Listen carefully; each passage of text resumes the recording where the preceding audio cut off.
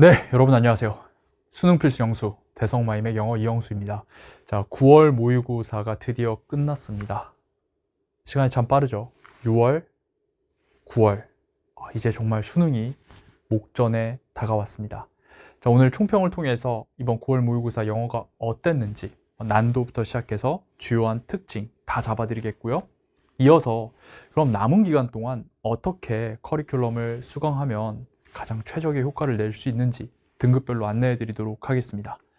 자, 총평입니다. 일단 난도, 상입니다. 상, 어려웠어요. 어려운 시험이었습니다. 자, 정답률 20%대에 불과했던 문항이 3문항이나 있고요. 정답률 30에서 50%대에 해당하는 게 6문항이나 있습니다. 즉, 정답률 50이 안 되는 게 총 9문항이나 있거든요. 그래서 이건 작년 수능이랑 좀 비슷한 난도라고 보시면 돼요. 왜냐면 작년 수능은 정답률 50%가 안 되는 게 한 11문항 정도 있었거든요. 그래서 1등급 비율이 그때 6.22%였는데 이제 그거를 좀 대입해서 보면 비슷하게, 왜냐면 20% 문항이 2문항 더 늘었기 때문에 좀 비슷하게 1등급 비율을 가져가지 않을까라는 생각이 듭니다. 한편 이번에 정말 쉬웠다고 평가받는 6평이랑 비교해보면 6평은 참고로 50% 미만의 정답률이 0문항이었습니다. 그래서 엄청 어려워진 거죠. 이해되시죠? 자, 교훈과 학습 전략을 좀 간략하게 말씀드리겠습니다. 이번 시험에 좀 뚜렷한 경향은 어려운 문항은 확실히 어렵고 쉬운 문항은 확실히 쉬워요. 그래서 어떻게 보면 2, 3등급을 왔다 갔다 하는 친구들은 점수 변화가 크지 않았을 수 있는데 안정 1등급을 좀 목표로 쭉 공부했던 친구들은 좀 쉽지 않았을 거다. 1등급 받기가 상당히 쉽지 않았을 것이다 라는 생각이 듭니다. 자, 이번 시험 6평과는 달리 이제 작년 수능 난도 정도로 다시 회귀했기 때문에 내 실력 어느 정도지? 정확하게 검증할 수 있는 기회로 삼을 수 있습니다. 그래서 취약했던 부분을 오늘 총평과 해설 강의를 통해서 확실하게 파악해서 앞으로의 공부 방법을 세워야 되겠습니다. 자, 오답률 탑 10을 볼게요.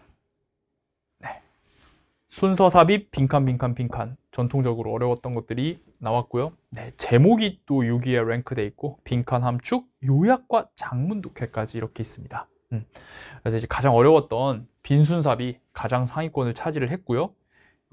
준킬러라 할 수 있는 제목, 함축, 요약, 장문 같은 것들도 좀 같이 올라와 있는 경향을 보입니다. 좋아요. 팀 첫 번째 겁니다. 바로 연결성 판단력 요구했다는 것인데, 이제 순서 문제를 풀 때 36, 37이 순서고 38, 39가 삽입이잖아요. 36, 38, 즉 순서와 삽입의 첫 번째에선 힘을 좀 뺐고 37, 39는 어마어마하게 어려웠습니다. 37, 39가 오답률 1위와 2위였어요. 그래서 제가 이번 모의고사를 볼 때 다시 한번 확신하게 된 건 선생님이 빅픽처부터 얘기했었던 시나리오, 즉 70분 동안 45문항을 어떤 순서대로 풀어야 하는가에 대한 전략이 이번에도 그대로 통했습니다. 무슨 말이냐면 제가 이 33, 34, 37, 39를 반드시 마지막에 풀라고, 마지막 구간에 풀라고 했거든요. 그쵸? 그래서 이것들이 정말 어렵게 출제될 가능성이 통계적으로 높고 수능이 그런 패턴을 나오기 때문에 이걸 마지막으로 풀으라고 했는데, 역시 그렇게 했다면은 최대한 여러분들 실력 대비 점수를 높게 받았을 것입니다. 근데 그렇지 않고 37, 39 막 냅다 먼저 풀었으면은 이번 시험에서 얘들이 1, 2위를 차지했기 때문에 정말 힘들었을 것이다 라고 생각합니다. 이영수의 빅픽처는 틀리지 않았다. 이영수의 전략, 통계치에 기반한 풀이 순서 전략을 가져가는 게 일단 가장 중요했다 라고 말씀드리고, 본격적으로 이제 순서 삽입에 있어서 이 순서 삽입 연결성을 확신할 수 없을 때, 즉 특히 37번 같은 경우는 B로는 갔는데 AC냐 CA냐라는 연결성의 판단기로 해서 정답을 AC로 했어야만 했습니다. 자, 여기 한번 필기 보세요. C 다음에 A, B도 가능하고 B, A도 가능할 때, C 다음에 A도 가능하고 B도 가능할 때, 이럴 땐 반드시 A, B, B, A로 스위치를 해서 확인을 해야 한다라는 걸 선생님이 Culmination, Elevation, Foundation에서 다 강조를 했습니다. 그게 그대로 적중되었다라고 보시면 되겠습니다. 39번도 삽입에서 갭이 없는 경우는 반드시 박스의 시그널과 내용, 이 글의 흐름과 구조를 기준으로 정답 골라야 된다라고 했습니다. 이번 39번도 갭이 없고요. 이 박스의 내용, 생존이 건축물이 남아있다는 것이 중요한 건 아니다라는 이 내용과 같은 말하는 것을 딱 꽂아 넣으면 되는 것입니다. 당연히 그러려면 글의 흐름과 구조를 연결성 판단하면서 파악해 놓았어야 했고요. 그래서 가장 어려운 오답률 1, 2번은 순서 삽입이었고 그것은 선생님이 늘 강조했던 포인트에서 그대로 출제되었다라고 말씀드릴 수 있습니다. 그리고 한 가지 더, 진짜 딱 이 문제들과 뭐 이 순서 삽입의 동형 문제 파트들이 거의 그냥 똑같은 판박이 문제풀이 원리로 풀리는 게 이번에 출시하는 스콜라 모의고사에 다 들어가 있습니다. 여러분들 약간 소름 돋을 정도로 동형의 문제들을 안 그래도 다 준비해서 지금 마무리 작업을 하고 있는데 이번 9평 딱 보니까 요 트렌드대로 나오는구나 라고 확신을 하고 선생님이 출시를 하겠습니다. 보시면은 요 문항들에 대한 동형 문제들을 많이 풀어볼 수 있을 겁니다. 자, 한편 36, 38 좀 쉬운 순서 삽입 문제는 명확한 명시적 시그널을 의도적으로 출제자들이 배치함으로써 여러분들이 명시적 시그널을 통해서 글의 흐름을 파악할 수 있는지 물어봤습니다. 38번부터 보면은 정말 전통적이죠. 댐과 대열이 가리키는 게 앞에 없어서 틀린 요 옛날 상대평가 그 젯 래그 문제부터 맨날 밥 먹듯이 썼던 평가원 교육청의 명시적 시그널 댐과 대열을 통해 갭을 파악하는 것입니다. 그래서 요게 그대로 나왔고요. 36번 같은 경우는 기존의 글쓰기 방식과 프로세스 라이팅 이 두 가지가 대조가 되면서 on the other hand, in this way, subsequently, 그다음 박스의 traditionally 이런 시그널을 통해서 글의 흐름과 구조 전환을 파악하는 것을 요구했어요. 그동안 영수쌤과 함께 철저하게 공부한 학생이라면 뭐 어렵지 않게 1분 컷 할 수 있었을 거라고 생각합니다. 그래서 순삽이 이번에 조금 어려웠고요. 자, 그리고 두 번째 띠. 이번에 정말 재밌는 게 23번 주제, 24번 제목, 41번 제목 이 대입파악 문제가 아주 공통적으로 세 개가 똑같은 특징을 가지고 있습니다. 뭐죠? 예전에는 그냥 뭔가 하나의 명제를 그냥 같은 말로 반복하는 경우가 있고 그런 게 많았는데 이번에는 딱 두 가지 대상이 등장합니다. 23번, 24번, 41번 다 두 가지가 등장을 해서 자, 주제 제목이란 건 뭐죠? 이 두 가지를 다 아우를 수 있는지를 물어봅니다. 그래서 이 아우르는 선택지를 잘 고르는 게 핵심이었어요. 어떤 복수의 상황, 복수의 대상을 잘 아우르는 선택지를 고르는 게 핵심이었죠. 자, 그렇게 해서 24번은 detached from but attached to society. 사회로부터 분리되어 있지만 붙어 있는. 그래서 분리되어 있는면서도 또 사회를 지향하는 요거를 두 가지 대상, 이 두 가지 특징을 정확하게 캐치했느냐가 핵심이었고요. 23번도 지문에서 라이프 내레이터와 바이오그래퍼 두 가지 대상이 어떻게 삶에 대한 기술을 서로 다르게 하는지를 보여주고 있습니다. 그래서 이 두 가지 대상에 서로 다른 측면들을 정확하게 포착한 이 different types가 들어간 걸 정답으로 골라주셔야 됐고요. 41번도 보내고자 하는 메시지의 성격에 따라서 채널을 좀 달리해야 된다. 이런 메시지 이런 채널로, 이런 메시지는 저런 채널로 이렇게 두 가지를 딱 얘기한단 말이에요. 그래서 그거를 다 아우를 수 있는 선택지를 이번엔 또 의문문 형식으로 Which channel is what matters? 어떤 채널이 중요한 것인가? 딱 이렇게 이제 얘기를 하고 있기 때문에 이 복수의 상황을 나타내는 복수명사, 그 다음에 which channel, 의문문, 그 다음에 detached from but attached to society 이런 선택지에서 여러분들이 정답을 파악할 수 있는지를 요구했어요. 네, 너무 좋고 이 외에도 이 유사한 게 너무 많습니다. 뭐 double-edged sword, blessing in disguise, 뭐 수능 평가원에서 맨날 나왔던 이 복수의 상황을 가리키는 것들에 대한 짱짱한 방어력 선생님이 스콜라 모의고사에서 준비를 해놨어요. 그래서 많이 풀어보시고 틀려보시고 또 맞춰보시면 되겠습니다. 알겠습니까? 네, 주제 제목의 핫 트렌드, 복수의 상황, 복수의 특징을 아우르는 정답 선택지를 골라낼 수 있는가입니다. 자, 세 번째 띠임 바로 21, 31, 32, 33, 34 특히 40번까지 아우르는 바로 민문요바, 비문요바, 요문요바 정확히 파악하는 겁니다. 자, 이 요약문 같은 경우도 이번에 어이없이 정답률이 낮았어요. 50%가 안 됐는데 그게 요약문을 먼저 읽지 않고 지문부터 읽으면 정보량이 너무 많습니다. 요약문을 먼저 읽으면서 A와 B 각각에 들어갈 정보를 어느 정도 파악을 하고 그 다음에 글을 읽어야 돼요. 요문요바 중요했고 21번은 6평의 트렌드를 그대로 가지고 와가지고 굉장히 긴 문장 속에 밑줄이 쫙 있습니다. 그러니까 밑줄 자체는 뭐 집에 다시 돌아온다라는 굉장히 평이한 표현으로 돼 있지만 그 뒤에 나오는 each time 조동사 그리고 앞에 있는 perceptual sense 요게 이제 무엇인지를 정확하게 파악해가지고 여러분들이 앵커링을 했었어야 했어요. 31, 2, 3, 4도 다 마찬가지로 좀 까다롭게 부정어가 들어가 있거나 빈칸이 포함된 문장에 이 대절 안에, 즉 긴 문장 속에 이렇게 빈칸이 뚫려 있는 경우가 있죠.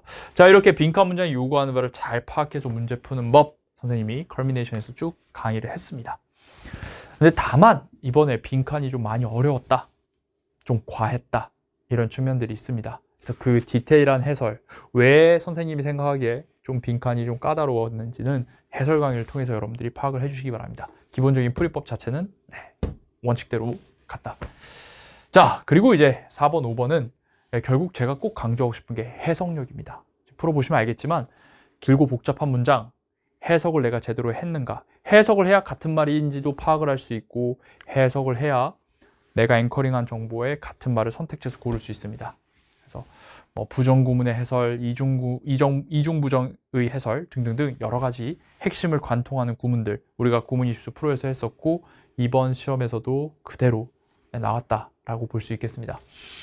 마지막 5번, 수능 필수 어휘력. 글을 읽다 보면 뭐 원근법이라든지 처방이라든지 동점 이런 것들이 있는데, 이런 좀 낯선 어휘들 이미 선생님의 자동암기, 다이어그램 이런 것들에서 다 정리를 한 내용들입니다.